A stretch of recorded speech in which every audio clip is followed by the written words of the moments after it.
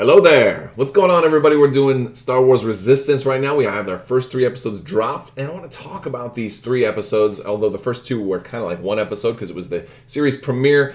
But we're going to give you a review, the good, the bad, what I think about the show as a whole moving forward, and what I'm looking forward to and what I'm not looking forward to. I want to preface all of this, though, as before I give you my review, keep in mind it really doesn't matter what I think. What matters is what you think. Nobody out there should let my opinion keep them from enjoying something that they love. Nobody in there should base whether they're going to see something or not totally on anybody else's opinion. Check it out for yourself if you're feeling inclined to do so. Or if you have no interest in it, don't let me be the one to say, oh, well, all right, I'm going to watch it because this person likes it or doesn't like it. Make up your own mind. And if you want to discuss it with me here, you can leave your opinions down in the comments below. You're totally welcome to do that. That's what this is all about. My review is for the purposes of having a dialogue, not for me telling you what to think. Please, by all means, watch what you want to watch, enjoy what you want to enjoy, and focus on the things that you really like, and focus on what you love, rather. Because if there's something that you really don't like, don't focus on that. Don't focus on the hate and the negativity. Focus on the positivity and the things that you love out of something. It's possible to watch a show and maybe only like one thing out of it. But focus on that one thing that you like. And if it's not enough, then you don't have to watch it again. But always take the good out of a situation. Whether it's a mixed situation or a terrible situation, the good might be that you just don't have to watch it anymore. That being said, Star Wars Resistance was a little more of a kids show than I had anticipated. Now, I think we all expected it to be a kids show, but I felt the same way with Clone Wars and Rebels, and those quickly fell into the middle of the road. Like, I could see kids liking this, but I can also really see adults liking this. And in this one, the balance feels a little bit more on the kids show side of it. Now, that's not necessarily a bad thing, because, hey, I'm a dad. I have 3 young boys, and they enjoyed the show. We all watched it together, as a matter of fact. So I think that could be potentially a great thing, but that might not be a great thing for everybody, which kind of goes back to my original point. If it's not for you, that's fine. Don't let my opinion tell you what to do. Not everybody out there has kids. Not everybody out there has kids who are into Star Wars. Not everybody out there has kids that are young enough to want to watch a cartoon that's geared towards kids. So it might not be everything for everybody. Fortunately, there's plenty of other things out there for you. We've got this Mandalorian show that's going to be coming out. Seems like that's going to be Star Wars for grown-ups. And so the Star Wars can be for kids and for grown-ups, and it can have a lot of different faces. This is just one of those faces. But there are some good things in here I think adults can potentially like too. So I'm going to kind of talk about my review from the perspective of an adult fan, keeping in mind that it also works on the family-friendly level as well. So, let me talk about some of the good things first. First off, as a Star Wars fan who loves space battles and starfighters and starships, we got some of that. Right away, in the first 5 minutes, we get a whole lot of cool stuff. So we get the T-85 X-Wings. They look very cool. And actually, seeing the whole episode, you can see them from a bunch of different angles. So they're more different from the T-70 than I had initially thought. A lot of the body and the wing shapes are very different, giving them a very different profile as seen overhead as well. So, very cool, although you don't see them really doing a whole lot because it seems like some of these pilots aren't necessarily Poe Dameron quality aces, but they are some type of New Republic secret force, some kind of scout crew or something like that. So that's pretty cool. We get this little dogfight with this brand new TIE Interceptor new model, which is exciting to me as well because we haven't seen a whole lot of fighters from the First Order. So this is going to come as a very welcome addition to the catalog of First Order ships. And at first I thought this may have just been a First Order TIE Interceptor, but this is a full-blown redesign of the TIE Interceptor. The back of the wings have a different redesign.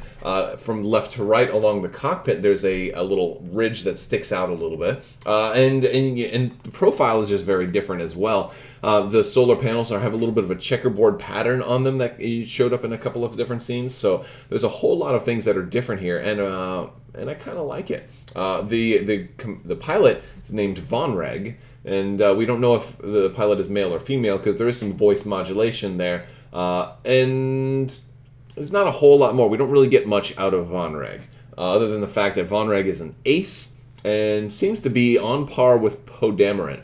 I'm expecting Von Reg will be a recurring character, probably a big bad villain that will show up probably a couple of times throughout the season and maybe be a main adversary at either the end of the season or maybe throughout the entire series.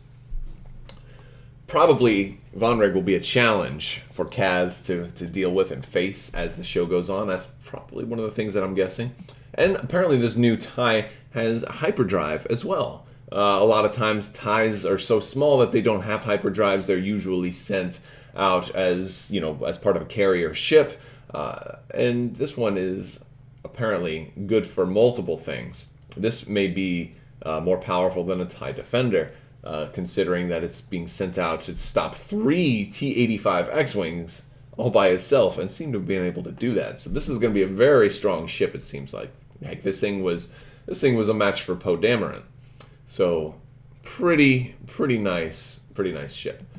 We also get some shots of capital ships. Awesome. I love that capital ships are in the show because it means that we might get some capital ship combat, which is really, really one of my favorite things. As a player of Star Wars Armada, I'm always looking for more capital ships because that's exciting to me. Now, we got this CR-90, which wasn't really all that big of a deal. We also see some resurgent Star Destroyers at Starkiller Base. So we're seeing some capital ships from both sides, but they're capital ships we already knew existed.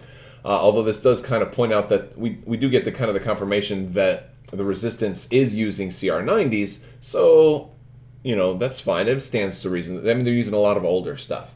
Hoping that we may see a Starhawk at some point. They do talk about that this CR-90 was at the Battle of Jakku, as well as, going back all the way to Scarif, so this might have been Janus Light or Dodonna's Pride or some other CR-90 that we're already familiar with, which is pretty exciting. I'm not sure if this one is actually, if they pointed out which CR-90 this was already, or if it's just one of those ones that was just off screen for all those battles. I'm not sure. But either way, I'm excited to see those big, those big ships. So this intel that they got was from a secret source. So that's also another thing that's kind of talked about when they're on this CR-90 is that maybe there's a double agent in the First Order. We don't know who this secret source is. So there's a little bit of, plots that could be unfolding that might have some interesting repercussions in the greater Star Wars world. Could it be maybe like that Ray Sloan is not happy with what Snoke is doing, so has decided to start sending information to the New Republic through, I don't know. That would be very, very interesting. And it kind of paves the way for more really interesting stories that could happen in this setting, in this timeline. Now, once they get to the planet, I actually really liked the racing scenes.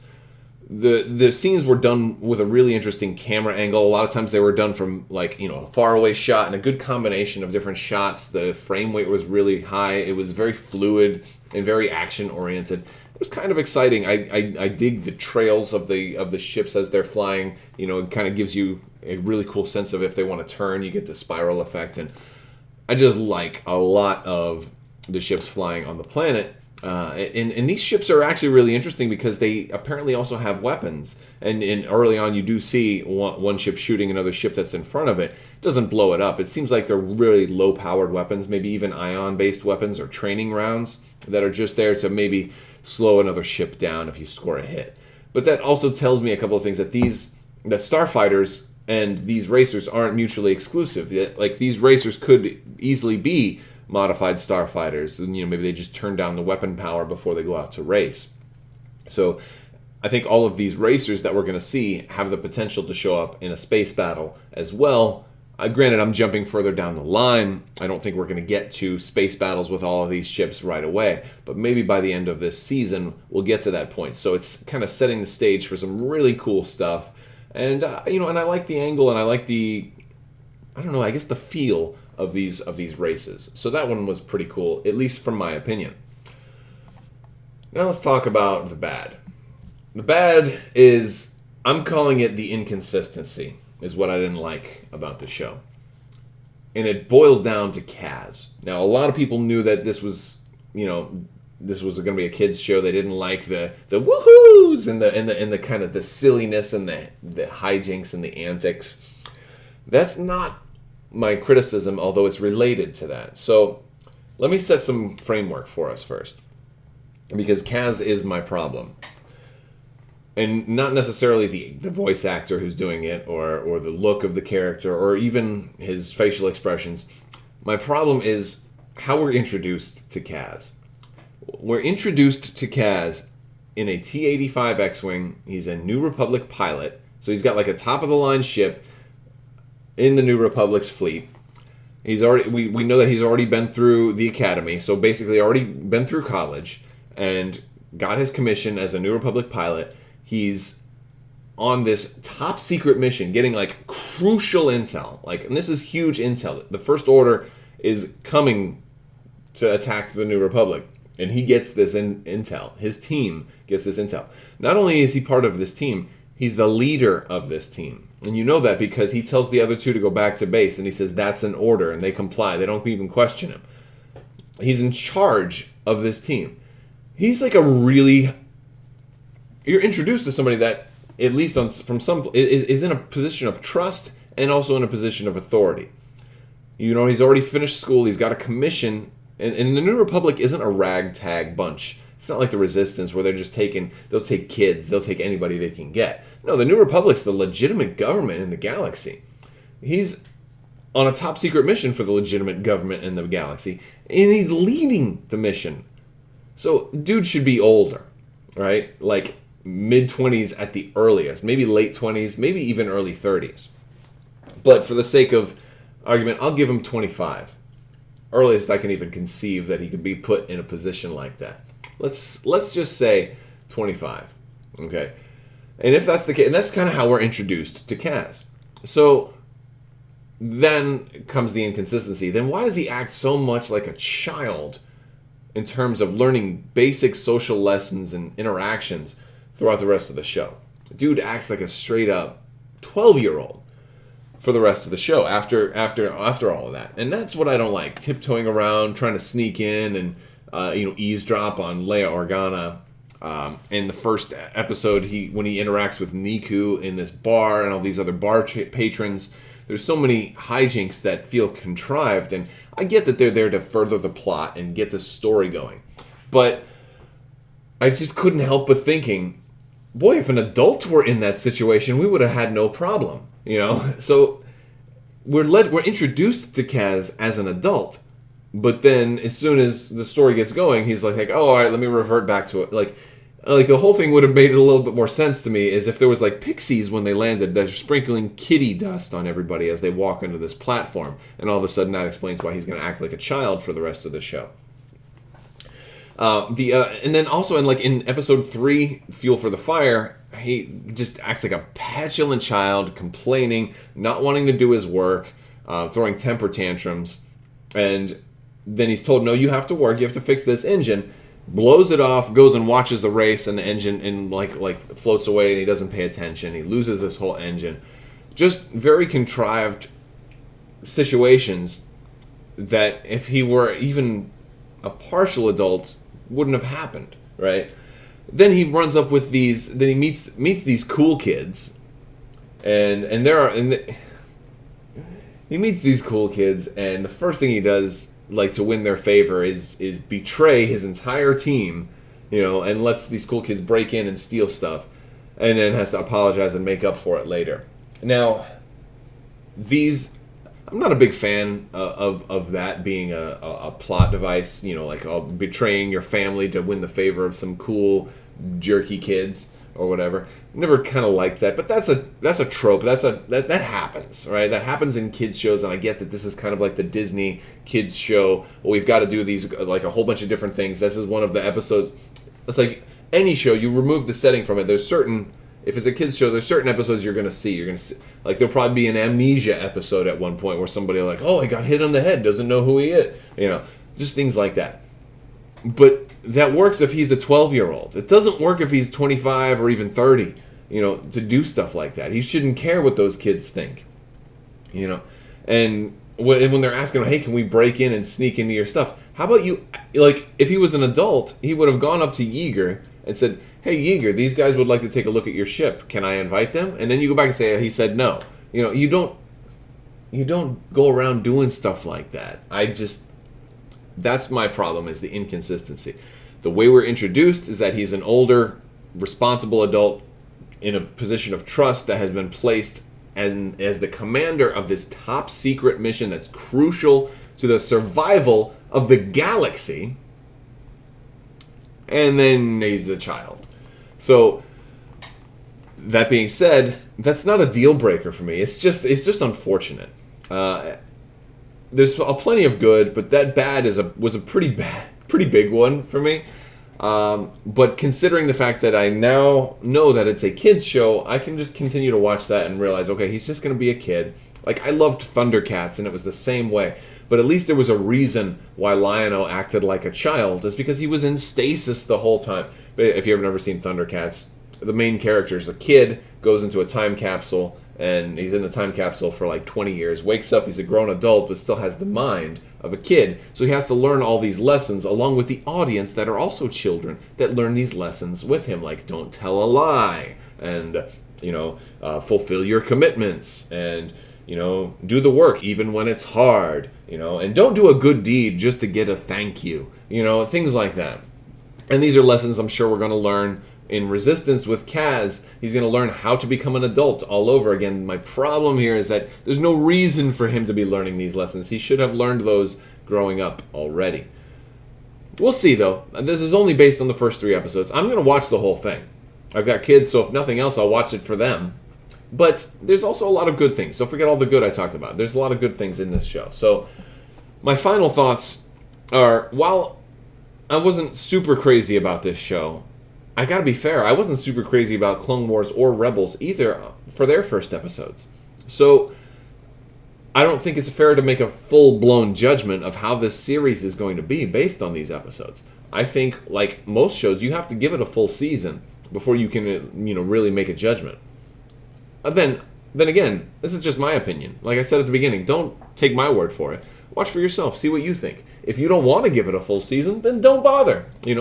If you're negative about it and you find yourself complaining over and over again, then maybe it's not the show for you. Maybe you should focus on something that you feel positive about and spend your time talking about how much you enjoy something. So there were some positives in this show. I think it's got the potential to do great things, especially if beyond the first season, if Kaz and his friends, do kind of grow up and do kind of what Star Wars Rebels did, in that it goes from being a kids show to now being a young adult show. If this show breaks into that territory of being more young adult focused, it could be great. But it may have to grow with its audience, or it may have to spend many episodes kind of introducing you to all the characters, and it's going to take its time doing that, and it's going to have to hook the kids in as well by having that standard trope of young kids shows. We need to teach these 7 lessons, so let's do that. But that's what I have to say. But I think it has potential. I think it was a pretty good first couple of episodes if you go into it expecting it to be a kids show. If you're expecting this to be the grown-up show, well, then maybe you just need to watch the next show, because The Mandalorian will probably be that grown-up show that you're waiting for, and I think that's going to be awesome too. But I'm easy to please, because if it's Star Wars, I'm probably going to find something in it that I can like. And I love that, because I love to find things that are good and focus on those things that are good. So in the future, I will probably not be reviewing every single episode, but if there is something really interesting or cool that happens, I'm going to talk about that. I'm probably not going to dwell on the negative things. I'm not going to talk about, Kaz was a child again in this episode, because we've got that out of the way already. I don't need to focus on the negative. I can focus on the positive. There's a whole lot of positive here, and there's a whole lot of potential for more future positive. So let's look forward to that. There is still time to enter the latest giveaway, so if you'd like to enter to win a gaming expansion of your choice in the form of a $25 Cool Stuff gift card, all you have to do is become a subscriber and leave a comment on this or one of my videos. So if you're new to the channel, I invite you to do that. I have new giveaways that are happening all the time, so typically all you have to do is become a subscriber and leave a comment, and you'll be automatically entered to win one of those. I typically announce winners at the end of my videos, so they run for about a week or so. So the winner for this one will be in the next couple of days. If you like this video, go ahead and give it a thumbs up. Let me know what you think down in the comments below. Don't forget to check out Crabbok.com and hop in my Discord and say hi if you so desire. But I look forward to talking to you soon. Don't forget click that bell for alerts so you don't miss out when new content comes out. I want to thank you guys so much for watching, and have a great day.